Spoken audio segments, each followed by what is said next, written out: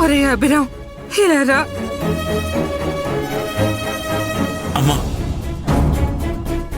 ఒరే అభిరామ్, ఈ రామ్మోహన్ గాడిని సత్యంని శాశ్వతంగా విడగొట్టడానికి మనకింతకన్నా గొప్ప అవకాశం దొరకదు.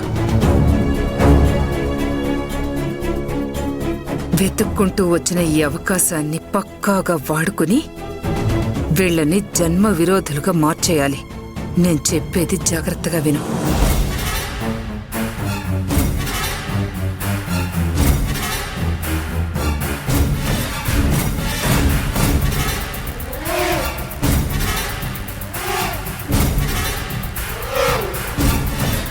చెప్పింది అర్థమైందా? అర్థమైందా? అర్థమైందమ్మా.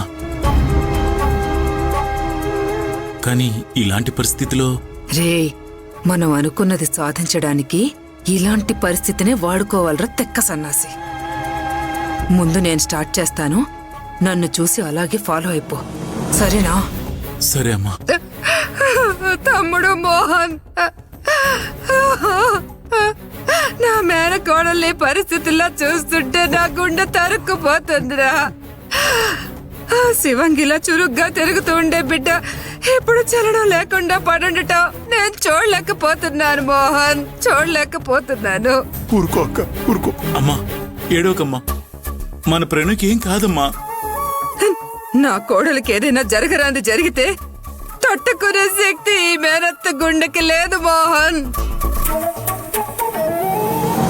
నా కోడలికి ఏం కాదు కదా, ఏం కాదని చెప్పు మోహన్. ఇలాంటిదేదో జరుగుతుందని